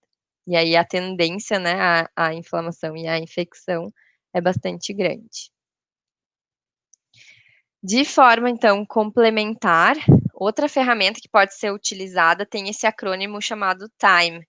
Então, ele agrega informações que incentivam o profissional a relacionar o que está vendo com o que está acontecendo no nível celular e a gerenciar as feridas de maneira proativa e não reativa, né? Estabelecendo objetivos claros de gerenciamento e cuidado para facilitar a cicatrização da ferida quando isso for apropriado. Então, é possível encontrar se vocês fizerem uma busca rápida, né, diversos materiais utilizando esse acrônimo, diversos estudos, e, de novo, é uma forma didática da gente pensar nesse cuidado que a gente está oferecendo, né, então, qual o significado, né, do acrônimo? O T é um acrônimo que também foi feito em inglês, né, então o T, ele quer falar de tecido, o I da infecção ou inflamação, então esse aspecto, né, inflamatório ou infeccioso da ferida, o M relacionado a esse equilíbrio da umidade que é necessário a gente buscar, e ainda o E, então, as bordas da ferida, como a gente viu anteriormente. Aqui, na verdade, pessoal, é mais para a gente lembrar que é possível encontrar uma diversidade de ferramentas que auxiliam na assistência de enfermagem ao paciente com ferida. Então, a partir de agora, enfim, vocês também já devem ter as ferramentas que vocês já conhecem, a gente vai conhecendo e adaptando utilizando aquelas que melhor se adaptam no nosso processo de trabalho. Não necessariamente a gente vai parar, agora eu vou parar e vou olhar, né, vou usar o time. Pode ser, mas daqui a pouco isso já está internalizado, a gente precisa lembrar que eu tenho que reconhecer o tecido, excluir sinais de infecção, né, ou identificar sinais de inflamação que podem ser um alerta, pensar nesse equilíbrio da umidade e ainda avaliar como é que estão as minhas bordas. Então, é uma forma da gente não esquecer, não perder de avaliar nenhum desses aspectos. A Mara, então, está colocando que sempre que tem necrose de liquefação e ou coagulação, tem infecção presente? Não, Mara, não quer dizer. A presença da necrose é esse acúmulo de detritos da própria ferida, né? Elas se acumulando, elas formam um ambiente propício para a proliferação de bactérias, mas não necessariamente a gente vai ter uma infecção presente. Quanto mais necrose, tem mais potencial de causar infecção. Então, na verdade, a avaliação da infecção vai ser muito mais por esses sinais do eritema, perilesão, do edema, do rubor, né, do calor e da queixa de dor. Às vezes, um paciente estava vindo bem, sem queixa nenhuma, e de uma semana para outra, quando a gente viu, ou de um dia para o outro, 2 dias para o outro, ele começa a se queixar, tá doendo, não estou sentindo muita dor no local da ferida, a gente vai olhar e já tem um halo, né, de rubor e outros aspectos de infecção. Então, não é porque a gente tem necrose de liquefação ou coagulação que a gente vai ter uma infecção presente.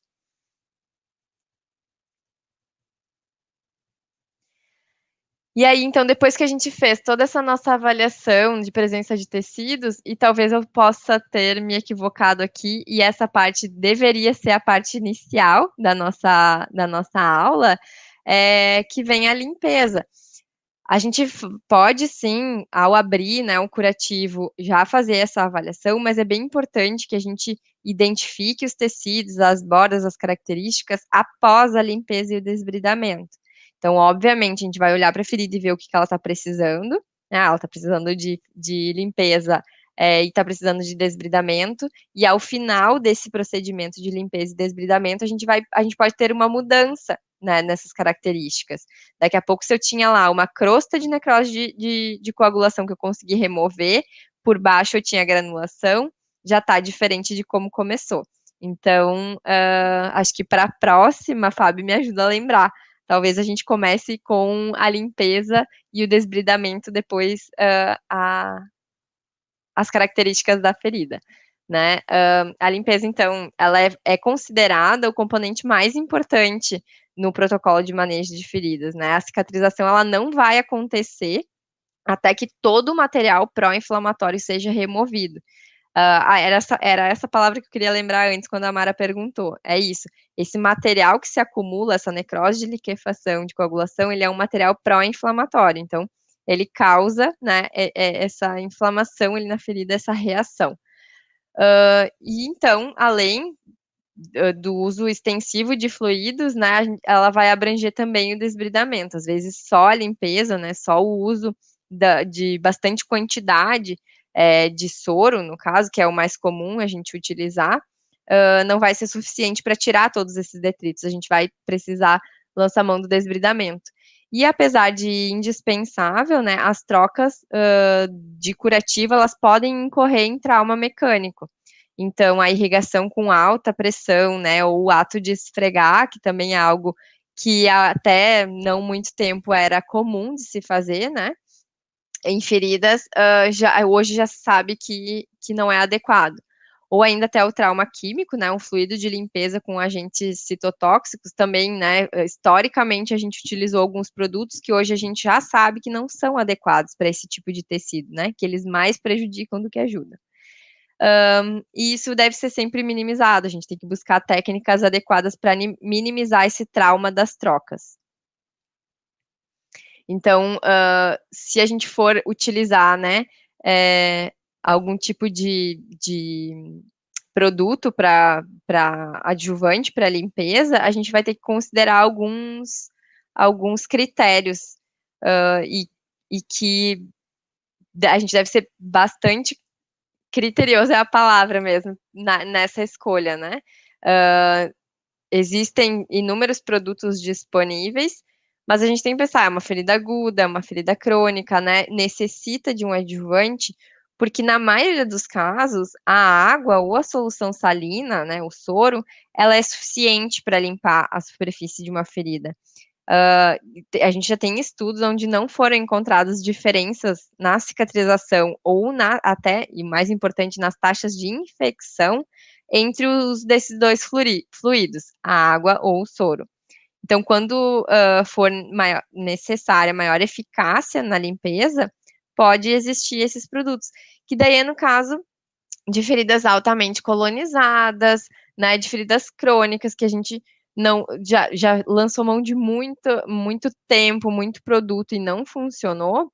Às vezes, algum tipo de produto que se propõe a fazer a limpeza pode ser útil. Por isso que a gente usa essa palavra, que ele é um adjuvante, não é ele que vai resolver a ferida, mas ele pode colaborar, né?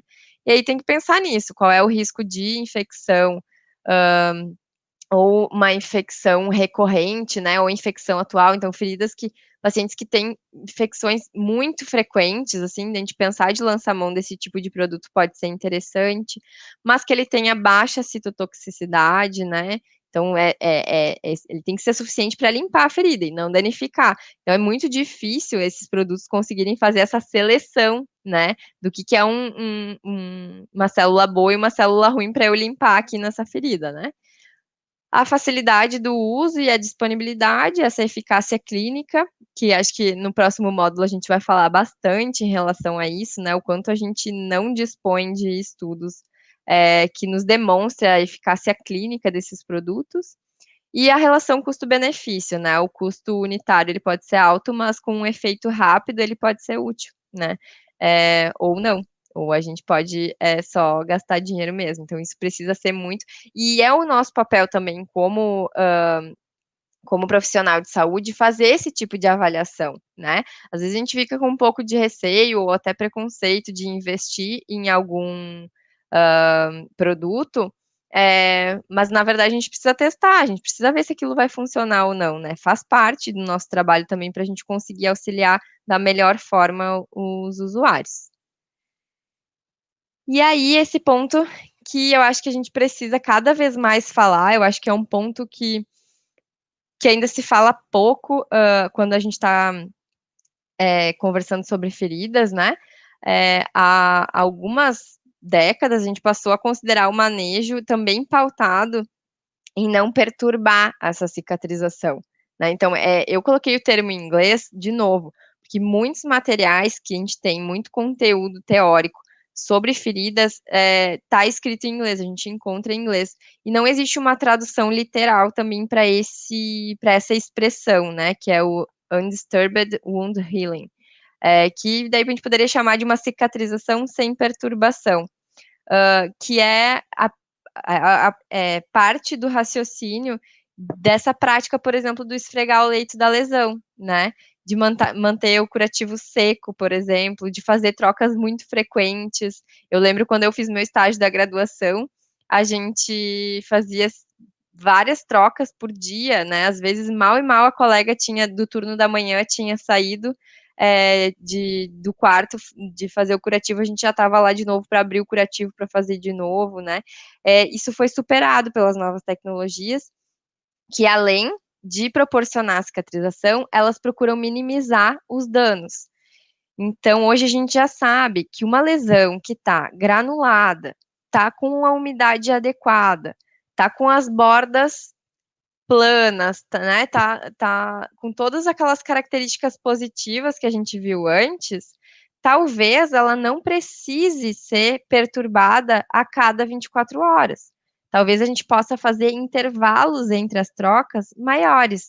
E tem vários produtos que se propõem a isso, mas mesmo quem não tem acesso a essas tecnologias pode pensar em fazer esses espaços maiores entre as trocas. Isso traz, além de não perturbar, porque cada vez que a gente troca, a gente acaba removendo o tecido neoformado que levou, né, que com um sufoco ali migrou para o meio da ferida, a gente, quando troca, acaba removendo ele junto. Então, fazer intervalos maiores, 48, 72 horas, né? É um paciente que não tem nenhum sinal de infecção, que tem todo um cuidado, que vai conseguir proteger para tomar banho. Isso traz conforto para o paciente, isso traz praticidade, né? Quantos usuários que às vezes dependem de cuidadores, e aí esse cuidador já tem bastante coisa para fazer, tem que às vezes fazer mais um curativo que não é da sua prática, que não é uma coisa simples, a gente sabe. E a gente oferecendo, organizando, planejando esse cuidado para fazer intervalos maiores pode trazer bastante qualidade de vida para essa família. Então, isso é algo que a gente vai falar mais, né? Vai falar em relação às coberturas e vai falar depois na discussão dos casos. Mas eu gostaria que vocês mantivessem isso em mente, assim, o que eu estou fazendo, como que eu estou cuidando, e se eu não estou perturbando essa ferida. Às vezes uma ferida que está super granulada, a gente vai lá e remove. E aí ela não avança, ela não fecha, ela não diminui. Mas tá tudo certo aqui, tá granulada, tá com a umidade equilibrada e mesmo assim não reduz de tamanho. Talvez seja porque a gente esteja a cada 24 horas, ou às vezes mais até, a gente ainda encontra usuários fazendo trocas com mais frequência. Talvez seja porque a gente está traumatizando a cada troca e impedindo, atrasando essa cicatrização. Exatamente, Mara. Aí ela está nos dizendo aqui que resfria o leito da lesão, atrasando a divisão celular. Perfeito, a gente tem uma cobertura não, uma temperatura adequada da pele para proporcionar, né, esse ambiente favorável. E toda vez que a gente tira e faz a limpeza, a gente acaba resfriando esse tecido e isso atrasa a cicatrização. Isso é bem importante. E é por isso também que existe a orientação da gente fazer o aquecimento do soro, né? De não usar o soro na temperatura ambiente, a depender de qual ambiente a gente está falando. Aqui no Rio Grande do Sul, no inverno, por exemplo, a gente vai botar um soro, vai estar super gelado na temperatura ambiente. Então, é bem importante a gente providenciar o aquecimento desse soro para tentar diminuir esse dano que é o do resfriamento da pele, como a Mara colocou pra gente. E aí, para finalizar, a gente falar rapidamente sobre os tipos de desbridamento, né? Que também são práticas, é uma parte prática que precisa ser feita no dia a dia do cuidado, né? Sabendo a técnica, pensando, considerando a técnica adequada, mas é na prática que a gente aprende, né? Então, aqui a gente vai falar brevemente, a gente pode discutir sobre isso se vocês acharem pertinente. A gente tem alguns, esses são os tipos mais comuns. A gente sabe que hoje em dia já tem algumas outras possibilidades, mas a gente fala muito então do desbridamento autolítico, que vai ser o desbridamento que ele é induzido pelo próprio fluido produzido da ferida, né? Esse fluido, esse exudato que a gente chama, contém enzimas endógenas e macrófagos, e eles que vão liquefazendo e afrouxando esse tecido desvitalizado. Então, a depender, só o fato da gente manter fechado no meio úmido, sem muito recurso, sem muito produto para estimular esse procedimento, esse desbridamento, ele vai acontecer naturalmente, né?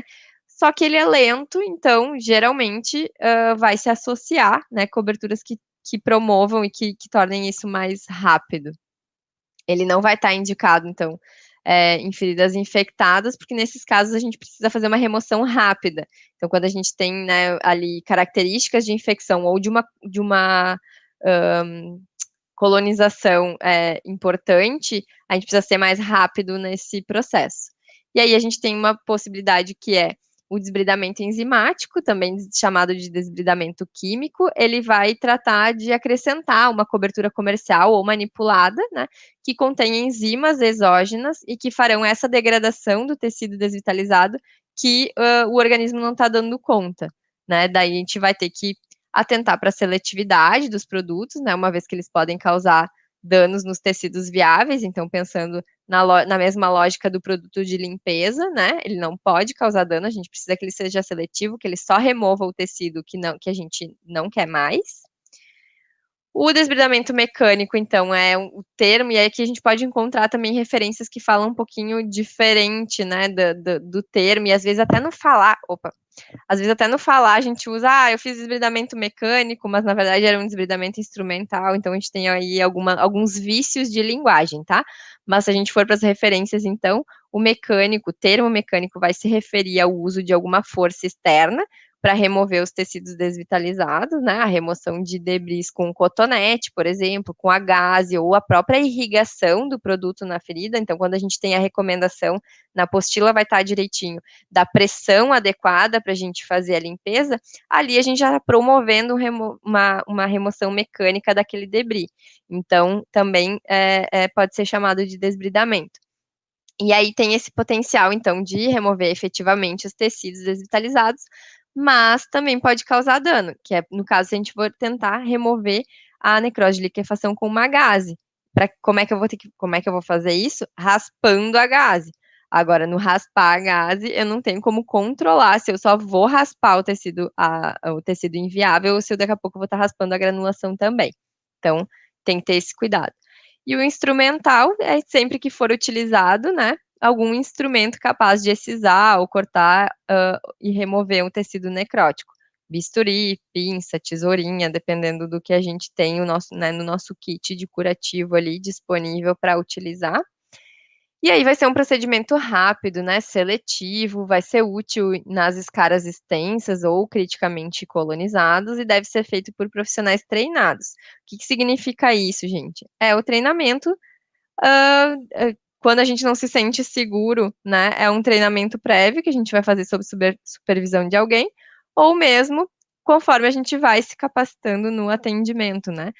A formação do enfermeiro, a formação do médico, que são o público-alvo desse curso, são profissionais que estão completamente aptos a fazer esse procedimento. Óbvio, quando a gente não se sente seguro, a gente precisa buscar segurança, né, de algumas formas, seja com conteúdo, lendo e fazendo, como é que eu posso fazer tal técnica, e a gente tem materiais que indicam como fazer, ou na prática mesmo, tendo todo o cuidado, sendo o mais conservador possível, e ir aprendendo como fazer esse desbridamento. Às vezes, a depender da extensão e da rapidez que a gente precisa, é interessante que a gente encaminhe, né, pensando na realidade da atenção primária, encaminhe para um serviço de ambulatório ou até mesmo hospital, para que isso seja feito em bloco. A gente sabe que às vezes a gente se depara com situações onde existe uma necrose muito extensa, um risco muito alto de infecção, às vezes o paciente já apresentando sintomas sistêmicos de infecção, e isso não adianta a gente ficar lá na unidade querendo desbridar e daqui a pouco criar um problema maior, né, do que resolver o problema. Então, a gente encaminha para quem pode fazer mais rápido e até com recursos, né, de anestesia no paciente, porque pode doer, a gente acha, tecido morto, não vou mexer aqui, não vai doer, mas se a gente pega alguma estrutura, a gente pode estar causando dano, então tem que ter muito cuidado em relação a isso. Aí a Cíntia está comentando aqui que a pomada colagenase faz desbridamento enzimático seletivo. Então, a Cíntia está comentando de um produto, né, que é uma pomada, a colagenase, ela é feita, a colagenase em si é uma enzima, e então ela faz sim o desbridamento enzimático e ela é seletiva, Cíntia, porque ela desbrida apenas colágeno. Então, o que a gente tem ali na necrose de liquefação, e aí tem isso, como ela desbrida colágeno, ela vai agir muito melhor na necrose de liquefação, que é a necrose úmida, né, que a gente tem, que a gente já falou antes, e não tanto na necrose de coagulação, que aí que daí a enzima não consegue agir. Aqui o Cleiton comentando, então, que na nossa região, Vale de São Francisco, os colegas médicos usam muito colagenase com clorafenicol. Então, a gente vai falar sobre coberturas no próximo módulo, e é isso, a gente tem vários tipos de condutas, né, e que é super difícil a gente avaliar e dizer que é uma conduta certa ou não, porque depois de todos esses critérios, todas as características que a gente viu na aula, não tem receita de bolo, né? A gente precisa sempre avaliar a ferida, a história do paciente, a etiologia, e qual é o momento da ferida, para saber se aquela cobertura está adequada e qual é a cobertura mais adequada para cada momento.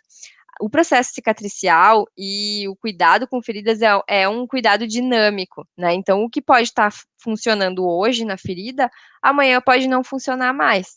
A colagenase com clorofenicol, ela é uma possibilidade de desbridamento enzimático que tem um antibiótico associado. Vai ser necessário usar sempre? Não, a gente sabe que não tem necessidade de a gente usar antibiótico tópico de forma preventiva numa ferida. Então, uma ferida que não está infectada, não tem por que a gente usar. Daqui a pouco a gente está criando resistência, né? E o momento que a gente precisar, ela não vai fazer o efeito que a gente espera.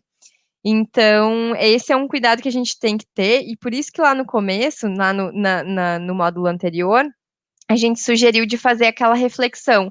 O que eu tenho disponível na minha unidade? O que eu preciso ter? Que tipo de lesões eu atendo? Que tipo de pacientes eu atendo? Porque às vezes é isso, às vezes a gente atende, e isso acontece bastante em teleconsultoria, né, Fábio? Bom, mas é o que eu tenho disponível aqui. Eu só tenho colagenase, ou eu só tenho colagenase com clorofenicol. Bom, mas por que foi feita essa compra, né? Por que a gente optou por investir nesse produto? É porque a gente usa bastante, porque a gente tem essa característica de feridas mais? Muitas vezes não. Muitas vezes quem faz a compra no município viu que era isso que pediram uma vez que outra e acabou, né, aproveitando, comprando, acho que é bom, vou mandar para todas as unidades, para todo mundo ter. Então, esses cuidados, essas discussões a gente precisa fazer dentro dos locais e conversar com os colegas também.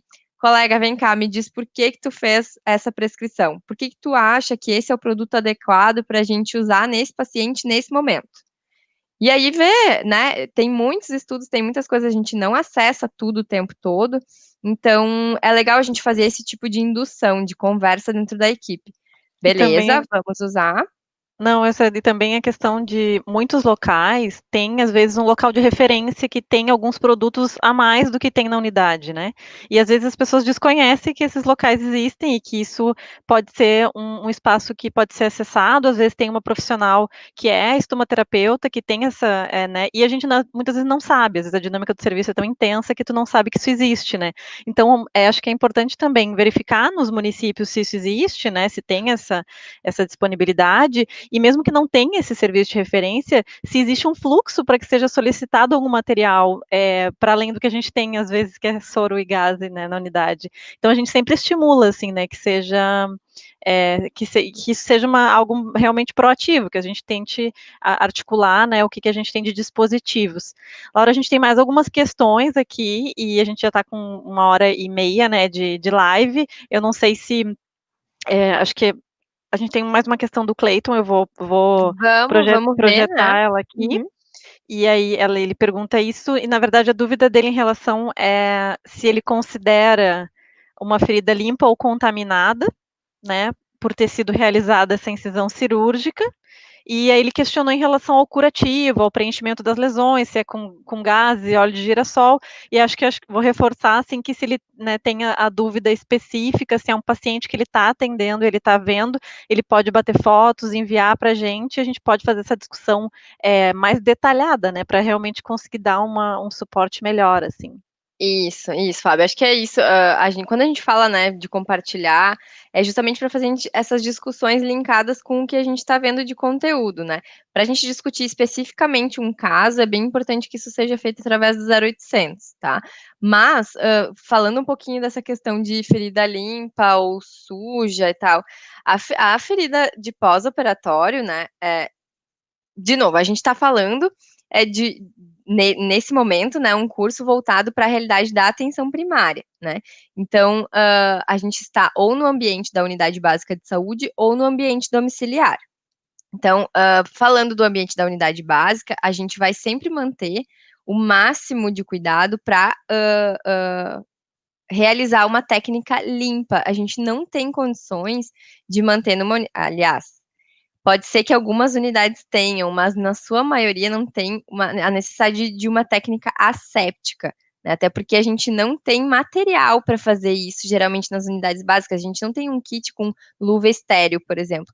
E não é necessário, porque a gente está num ambiente fora do hospital e muitas vezes num momento da cicatrização que esse cuidado não é relevante, né? Então, uma ferida no pós-operatório imediato dentro de um hospital, ela vai ser tratada de uma forma, né? E aí se tem todo um cuidado, até porque a gente está num ambiente super de alto risco dentro de um hospital. Já na UBS, não. Né? Esse paciente ele já saiu, a ferida, aí uma ferida cirúrgica, se ela está num processo natural, saudável de cicatrização, se a gente não teve deiscência, se a gente não tem sinais de infecção e tudo mais, a gente vai fazer o curativo com a técnica limpa na unidade e vai seguir com esse procedimento. E em casa, da mesma forma, quando somos nós, profissionais de saúde, que vamos na casa de uma pessoa para fazer o curativo, a gente vai sim primar pela técnica limpa, ter todos os cuidados para diminuir o potencial de contaminação. Agora, quando a gente vai passar isso para um cuidador, por exemplo, a gente também tem que ter esse discernimento de entender que ele está no ambiente da casa dele, com os micro-organismos que ele convive todos os dias. Então, a gente tem que reduzir os riscos, mas chega a ser desumano a gente querer ensinar um cuidador até a técnica, né, para o curativo a usar, por exemplo, instrumental, né, fazer um curativo com pinça, tem pessoas que não vão conseguir fazer. E a gente tem que calcular o quanto isso é necessário, né? No ambiente domiciliar, provavelmente não é. A Mara está nos dizendo aqui, então, que o uso de antibióticos nas lesões cutâneas deve ser utilizado sempre com cuidado, pois induz a resistência bacteriana, principalmente se usado por mais de 14 dias. É isso, a gente também vai encontrar bastante controvérsia nas evidências científicas, né, nas referências, nos estudos, em relação ao uso de antibiótico. A gente precisa ter esse cuidado, sim, precisa ir atrás.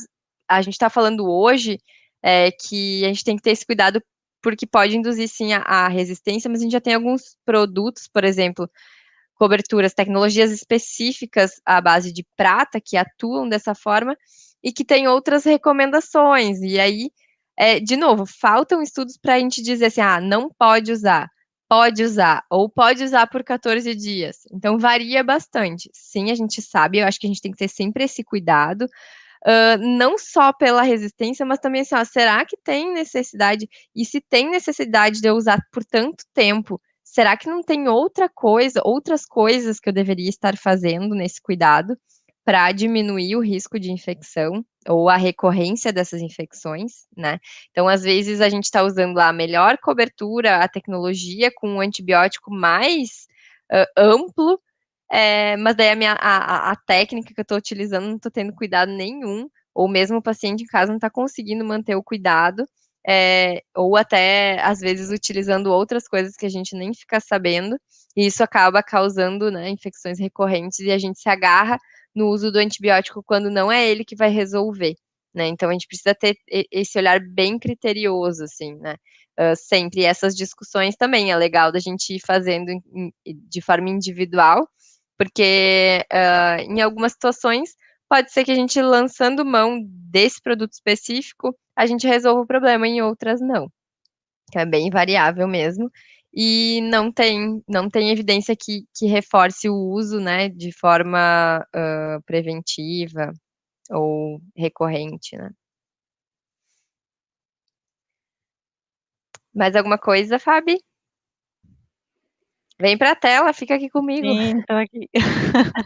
Então, o Cleiton fez mais um comentário dizendo, né, que ele é de Juazeiro, na Bahia, e que pelo celular ele tentou ligar e não conseguiu, acho que por questão de sinal, talvez ele não tenha conseguido ligar para o 0800, mas ele agradeceu a paciência, os esclarecimentos, enfim.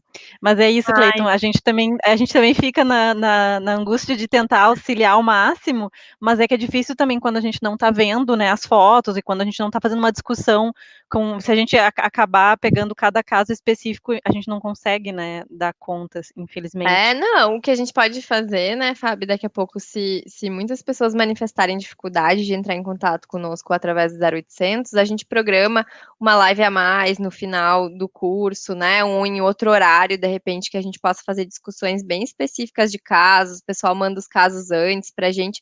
A gente pode pensar em fazer em alternativas, mas, Cleiton, assim, a gente funciona das 8 da manhã às 8 da noite, se der um tempinho, às vezes fora do horário do trabalho, a gente é dessas, né, Fábio? A gente induz as pessoas a trabalhar fora do horário, mas é Sim. porque eu acho que vale a pena, assim, né? Quando a gente tá com dúvida, quando a gente tá, às vezes, é um detalhezinho que a gente precisa trocar uma ideia mesmo.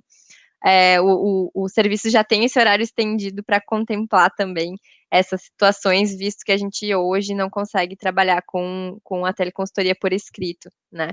Mas eu acho que é isso, se começar a aparecer demais esses casos, vocês não abusem, a gente pensa em fazer um momento para esse tipo de discussão. E aí? E a Ana também colocou só que tem alguns serviços que só disponibilizam soro e óleo, né? Foi o que a gente falou, assim, que tem serviços que é só soro, né? Uhum, A gente sabe que a realidade de muitos locais ela é muito restrita, né? Então, da uhum. gente realmente tentar pensar o que a gente consegue, né, articular, enfim, e aí trazendo evidências mesmo do uso, né, do benefício que vai ter para o bem-estar do paciente, enfim, para a cicatrização da ferida, e daí, né, os inúmeros benefícios tanto para o paciente quanto a questão do acompanhamento, né? Então, é isso, é um É. paciente que tem uma ferida, uma úlcera cicatrizada, né, eh, tem inúmeros benefícios, né, para ele, para o serviço também, que às vezes tem uma demanda de poder ter que ir até a casa, dependendo do caso, então tem toda uma É, situação, assim. a gente tem que aprender a começar a botar na ponta do lápis, né? Qual é o custo desse paciente? Porque com o gestor a gente fala em custo, né, gente? A gente fala assim em qualidade do cuidado, mas a gente precisa trazer custos porque é com que as pessoas lidam. Então, se no meu serviço só dispõe de soro e óleo hoje, aquelas perguntinhas lá da semana passada, do começo do módulo, servem para a gente criar esse diagnóstico e dizer para o gestor: olha só, a gente está com 10 pacientes que estão há 10 anos retirando gás e soro aqui no posto. E aí, fazendo uma continha aqui, ó, uma continha rápida, gás e soro por semana, por dia, a gente já gastou 1 milhão com esses pacientes. O que a gente vai fazer para resolver isso? O que a gente vai fazer para fechar essas feridas, né? E para dar qualidade de vida para o usuário. Então, a gente tem que começar a... E se a gente não tem tempo, se a gente não tem condição de fazer esse olhar, a gente tem que chamar quem faça. Tem que chamar lá alguém do compras do município e dizer, olha só, tu já percebeu quanto a gente gasta com isso aqui? Deixa eu te contar que se a gente usasse uma coisa que é um pouquinho mais cara, resolvia muito mais rápido. Então, a gente tem que começar a ir por esse lado também, para conseguir, para conquistar um pouquinho mais de possibilidades, né, para esse cuidado. E a gente também está aqui para isso, para pensar nessas possibilidades, para estimular, para botar a pulga atrás da orelha, e a gente, enfim, conseguir aplicar, né, tudo isso que a gente estuda, que a gente vai atrás. E aí, para finalizar ali, a Ana trouxe, né, o que seria o básico para iniciar um programa pensando na questão das coberturas, né, pelo custo que os gestores, né, falam. Acho que aí essa questão das coberturas a gente pode falar um pouco melhor no próximo módulo que a gente vai, aí fica a expectativa A gente, que a gente vai vai fazer. detalhar bastante, assim, né, essas relações das coberturas, o que é utilizado, né, a partir dos tecidos, então a gente pensou o curso justamente para fazer essa continuidade, assim, né. Exatamente, o grande momento, né, acho que o momento esperado pela maioria de quem está aqui é no próximo módulo, então a gente vai sim preparar algo bem interessante para, inclusive, tirar essas possibilidades, né, por onde eu começo, o que eu posso pensar em propor para o meu gestor aqui, de alguma forma, para começar esse programa aí, para começar essa expansão do cuidado na unidade. Mas vai ficar para a semana que vem. E, e aí, acho que é isso, Fábio. Tem mais alguma coisa? Não, é isso, é isso. Então tá, gente. Nos estendemos bastante, mas espero que vocês tenham gostado. A gente se encontra de novo na semana que vem. E boa noite. Obrigada pela participação, né, o pessoal que se disponibilizou ali a participar, super atuantes ali, a gente fica muito feliz e com os retornos também, o pessoal que trouxe, né, que discutiu casos com 0800, a gente fica feliz em ler vocês e poder ter essa interação um pouquinho mais próxima. Obrigada, Com gente. certeza. Boa noite. Obrigada, pessoal. Boa noite. Tchau, tchau.